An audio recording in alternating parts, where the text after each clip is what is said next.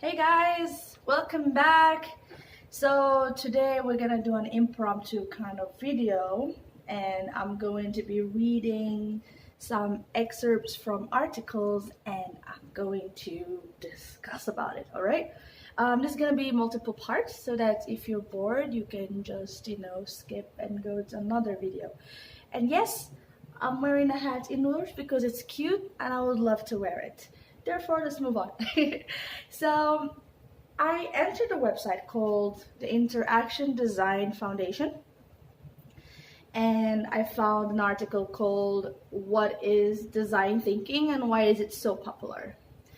All right, I think some of you know that I do conduct workshops in design thinking, and I do discuss in depth about it. And now, this is my challenge. I'm going to read this article and then discuss from my opinion or from my own experience if it's something that is legit or is just a myth or perhaps exaggeration or maybe an overlap. So let's move on. They have the first question. I don't know if you can see it. What is design thinking? Design thinking is an interactive process in which we seek to understand the user, challenge assumptions, and redefine problems in an attempt to identify alternative strategies and solutions that might not be instantly apparent with our initial level of understanding. This is pretty good because the point of design thinking is that you are comfortable in not knowing and you're not really sure what is the root problem, and also you're not really sure who's your target audience or target user. So it's a very good and eloquent way of describing design thinking. I find this very nice because you are challenging assumptions. Most of these startups, most of the operational teams, they usually have assumptions about what they are dealing with, and that is costly when it is completely wrong, right? So in the first sentence they said, we seek to understand the user. That's good because every business has a user, every business has a client. However, you are not sure what's the behavior, what's the criteria, what's the inclusion criteria and inclusion criteria, what is the target demographics, psychographics, etc. So understanding the user will give more insight into the business and with whom you're dealing with, right? Okay, so let's move on. At the same time, design thinking provides a solution-based approach to solving problems. You see, so there are two parts. The first part is to acknowledge that you don't know much and you are willing to go and discover what is the problem and who is your user. That's the first part. And the second part is that design thinking also provides a solution-based approach. So you are actually looking for, searching for a solution that will cater to this root problem that you've discovered and also the user that you have already finally defined, right? So as they said here, it is a way of thinking and working as well as a collection of hands-on methods. So first of all, is a thinking process. This is a mindset, and I keep saying this in my workshops over and over again.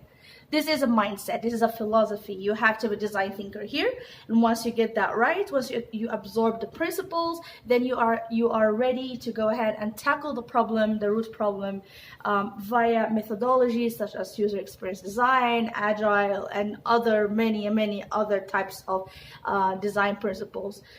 For an engineer, system design is enough to describe the next step, and for more creative people, they will tend to branch out to multiple other sub-methods, and the sky is the limit in this case.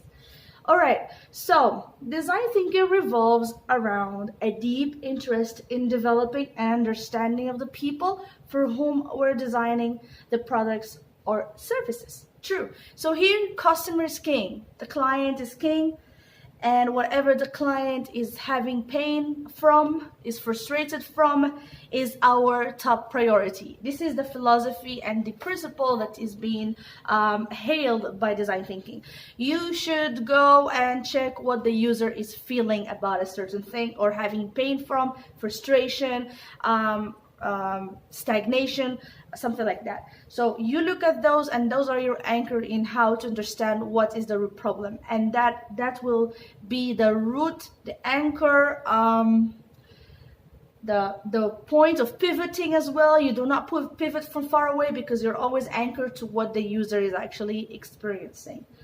All right.